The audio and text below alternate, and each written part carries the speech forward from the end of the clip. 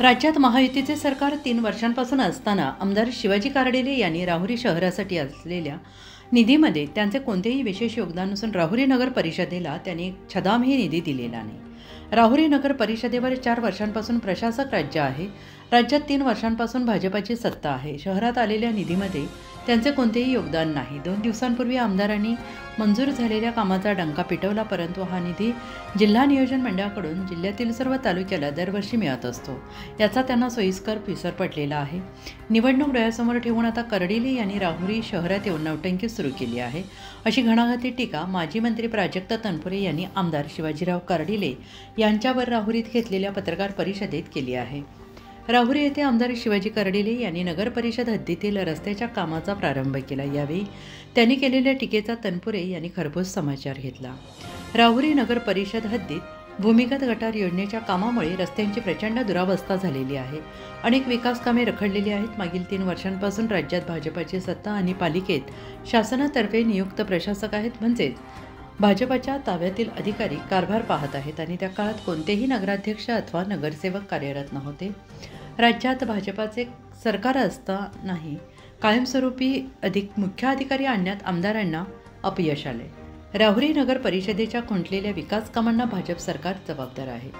2016 साली लोकनियुक्त नगराध्यक्ष असताना तसेच मंत्री झाल्यावर मी शहरासाठी भुयारी गटार योजना, सुधारित पाणी पुरवठा योजना, जॉगिंग ट्रॅक, स्विमिंग टँक, सांडपाणी प्रकल्प, नागरिकांना शुद्ध आणि मुबलक पाणी मिळावं म्हणून पाण्याच्या टाक्या, स्टेशन रोड रस्ता, सौर दिवे, प्रवेशद्वार, बेस, ओपन प्लेस सुशोभीकरण, बुद्धविहार इमारत, वेगवेगळ्या वाड्यांवर वस्त्यांवरील रस्ते, अभ्यासिका इमारत, ट्रान्सफॉर्मर बसवणे, घरकुल हप्ते अशा अनेक विकास कामे मार्गी लावली आहेत. मात्र गेल्या 3.5 वर्षांपासून सत्तेत असूनही भाजपाने कोणतेही राहुरी शहरासाठी विजन ठेवलेलं नाही.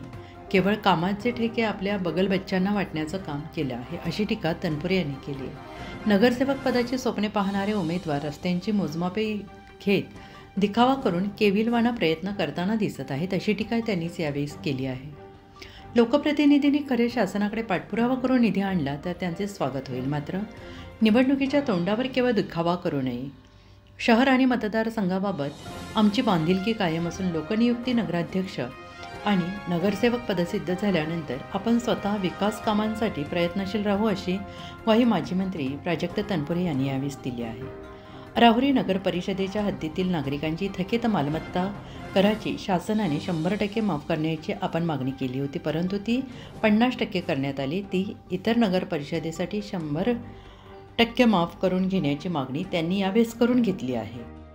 काही एका कार्यक्रमामध्ये थोडीशी आमच्यावर काही गोष्टींमध्ये टीका केली तर आणि राहुरी शहरातल्या रस्त्यांबद्दल त्यांनी काही विधानं केली.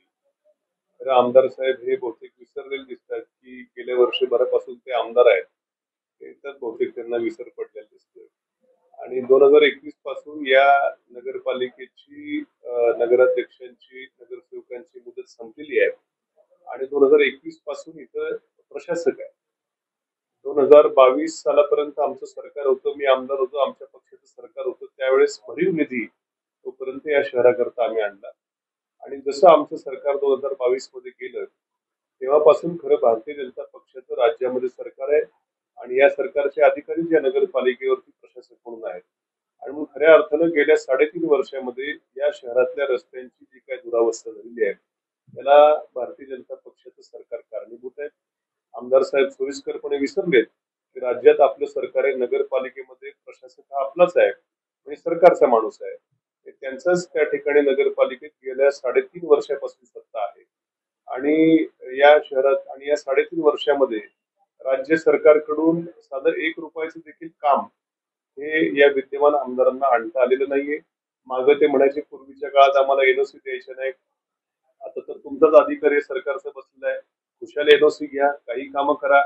पण मात्र तरी देखील कुठले आमदार निधीचं काम नाही. काल जे कामाची उद्घाटन केली ते नगरपालिकेला जो रेग्युलर निधी जिल्हा नियोजन समितीकडनं वगैरे मिळत असतो ते रेग्युलर निधीची काम आहे. त्याच्यामुळे त्यांच्या आमदार निधीचं देखील 1 रुपयाचं काम नाही किंवा राज्य शासनाचं भाजपच्या सरकारचं देखील 1 रुपयाचं काम नाही. आणि असं असून वर आमच्यावरतीच टीका करायचा उद्योग त्यांचा चालू आहे. त्यामुळे ते बहुतेक एकतर विसरलेत की आपण आमदार झालो, हे बहुतेक ते विसरले. आता जवळपास वर्ष होईल त्यांना आमदार होऊन. आणि सरकारही त्यांच्या पक्षाचं गेल्या 3-3.5 वर्षापासून त्यांचाच कारभार नगरपालिकेत चालू आहे. याचा देखील सोयीस्कर विसर हा आमदारांना पडलेला दिसतोय. त्यामुळं आणि राहिलं आमच्या वेळेस जी कामं झाली त्याची भली मोठी यादी आमच्याकडे आहे. जेव्हा मी आमदार झालो, या शहरातल्या लोकांनी मला खूप मोठं सहकार्य झालं आणि मी आमदार झालो आणि आमचं सरकार देखील आलं. त्या 2.5 वर्षाच्या काळामध्ये कित्येक कोट्यावधी रुपयांची कामं या राहुरी शहरामध्ये आम्ही केली. म्हणजे जॉगिंग ट्रॅकचं काम असो, स्विमिंग पूलच्या कामाला देखील आम्ही निधी आणला. त्याचंही काम आता आमच्या टप्प्यात आहे. एक अभ्यासिका मुलांना अभ्यास करण्यासाठी जवळपास 1.5-2 कोटी रुपये त्याला आणले, त्याचंही काम आमच्या टप्प्यात आहे. वेगवेगळ्या कमानी म्हणजे तुळजाभवानी मातेची कमान असो, नगरपालिकेच्या बाजूची कमान असो, किंवा आता हायवेला जी मोठी कमान आपण राहू नाव आम्हाला त्याला द्यायचं होतं, ती कमान आहे. वेगवेगळ्या चौकांचं सुशोभीकरण असतील, कारंजे असतील, अशी कित्येक कामं आता आणि आमच्या काळामध्ये वाड्या वस्त्यावरचे काही रस्त्यांची कामं असतील, अशी कित्येक कोट्यावधींची कामं ही आम्ही केली. पण जेव्हा आमचं सरकार गेलं आणि तुमचं सरकार, भारतीय जनता पक्षाचं सरकार जेव्हा या राज्यामध्ये आलं आणि प्रशासक नगरपालिकेवर होतं, तेव्हापासून मात्र अक्षरशः नगरपालिकेच्या कारभाराची दुरावस्था झाली आणि स्वतःच्या चुका मात्र आमच्याकडे बोट दाखवायचा प्रयत्न होतोय. त्यामुळं एक तर 4 वर्ष तुम्ही निवडणुका देखील घेतल्या नाही. सातत्यानं तुम्ही तुमच्या सरकारनं निवडणुका लांबणीवर टाकत गेल्या. आता कुठेतरी निवडणुका होतील, त्यावेळेस जेव्हा लोकनियुक्त नगराध्यक्ष, नगरसेवक येतील, तेव्हा कुठेतरी हा गाडा सुरळीत होईल. पण मात्र गेल्या 3-4 वर्षाच्या दुरावस्थेला आमदार साहेब तुम्ही आणि तुमचा पक्ष या ठिकाणी जबाबदार आहेत, हे विसरू नका. या रस्त्यांवरची झालेली दुरावस्था असतील, वेगवेगळ्या शहरातले मोठे मोठे रस्ते आहेत, त्याला पडलेले खड्डे, हे राज्य सरकारकडनं खरं निधी जर वेळीच आला असता, मग एवढंही जाऊ द्या. मी आमदार असताना आम्ही डीपीडीसी मध्ये काही पाठपुरावा करून ज्या रस्त्याची कामं मंजूर केली, उदाहरणार्थ तुम्हाला सांगतो, ज्या कोर्टाच्या बाजूचा रस्ता आहे, जॉगिंग ट्रॅकच्या लगतचा रस्ता, त्याला जवळपास मला रक्कम आठवत नाही, पण 58 लाख रुपये अशी आता मला रक्कम आता माझ्याकडे नाहीये. परंतु मोठा निधी मी सीओनच्या मागे लागून म्हटलं डीपीडीसी मध्ये प्रस्ताव द्या, कलेक्टर साहेबांनाही विनंती केली आणि कसा बसा त्या रस्त्याला मी निधी आणला आणि त्याचं अक्षरशः आता वर्ष होईल, वर्ष, तरी देखील त्याचं काम कुणाला द्यायचं. कलेक्टरांनी काही वेळ मी बोललो, अरे निधी आणलाय, वर्ग झालाय, का टेंडर होत नाही, तर काम पीडब्ल्यूडी ला द्यायचं का नगरपालिकेने करायचं, याच्यामधून 5-6 महिने गेले आणि अजूनही देखील त्या रस्त्याचं टेंडर फ्लोट झालेलं नाही. आता आचारसंहिता लागेल, म्हणजे तुमचं प्रशासन इतकं त्या ठिकाणी काम चुकारपणा करते. आम्ही आणलेला निधी देखील तुम्हाला अजून खर्च त्या ठिकाणी करता येत नाही आणि तुम्ही आमच्यावर त्या ठिकाणी बोट दाखवता. आधी स्वतःकडे बघा, 3.5 वर्षामध्ये आपल्या सरकारने आम्ही काय दिवे या शहरामध्ये लावले, आपण आमदारकीच्या 1 वर्षभराच्या काळामध्ये काय दिवे लावले, याचा स्वतः आधी विचार करा. आम्ही तर आज कुठल्याही प्रकारे सत्तेत नाही. नगरपालिकेचं लांबवर आमची सत्ता त्या ठिकाणी गेल्या 3 वर्षापासून नाहीये. त्यामुळं या दुरावस्थेला आपण जबाबदार आहात. आमच्या काळामध्ये आम्हाला 16 मध्ये मी नगराध्यक्ष झालो, त्यावेळेस जी आश्वासनं दिली त्यापैकी जवळपास बरीचशी आश्वासनं आम्ही पूर्ण करण्याचा प्रयत्न केला आणि चांगलं काम आम्ही त्या ठिकाणी केलेलं आहे. भविष्यात देखील आम्हाला खात्री आहे, एकदा पुन्हा आमची लोकनियुक्त बॉडी आल्यानंतर पुन्हा एकदा ही जी काही विकास कामं रखडली भाजपमुळे, ते आम्ही निश्चितपणे पूर्ण करू. यांचं सरकार आहे, हे आमदार आहेत, यांनी एखाद्या नगरपालिकेला पूर्ण वेळ मुख्याधिकारी तरी द्यावा. आज नगरपालिकेची अवस्था अशी आहे की सीओ देवळालीच्या सीओनकडे अर्धा वेळ चार्ज, म्हणजे ते देवळालीचा 2-3 दिवस इकडं, 2-3 दिवस इकडं, ते त्यांना यायला इंटरेस्ट नसतो. त्याच्या अगोदर राहत्याचे सीओ होते, ते राहत्याला काही दिवस, राहुरीला काही दिवस. अहो तुम्ही आज सत्ताधारी पक्षाचे आमदार आहेत, तुम्ही तुमचं वजन तिकडे वापरा आणि राहुरी शहराला एखादा पूर्ण वेळ मुख्याधिकारी तरी द्या. मुख्याधिकारी लांबच सोडा, तुम्ही इथला ऑफिस मुख्याधिकारी जर नसेल, ओएस जो काम बघतो त्यालाही तुम्ही इथून घालून द्यायच्या पाठीमागे लागलेला आहात. आणि म्हणून तुमचं नेमकं पाठपुरावा करा, इथं पूर्ण वेळ अधिकारी द्या. तुमची त्या ठिकाणी जर मोठं वजन असेल देवेंद्र फडणवीस साहेबांकडे, तर एखादे इंजिनियरच्या जागा रिकाम्या आहेत त्या भरा. हे सगळं जर केलं तर कुठेतरी आम्ही देखील कौतुक करू, पण मात्र स्वतः काय करायचं नाही आणि स्वतःच्या चुका दुसऱ्यावरती लोटायचा हा पद्धतशीरपणे प्रयत्न यांचा चालू आहे.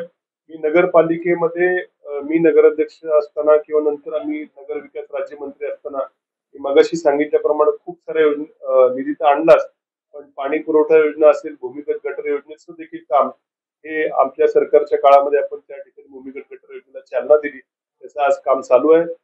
काही दिवसात ते पूर्ण होऊन मोठं त्या ठिकाणी काम या शहराचं होणार आहे.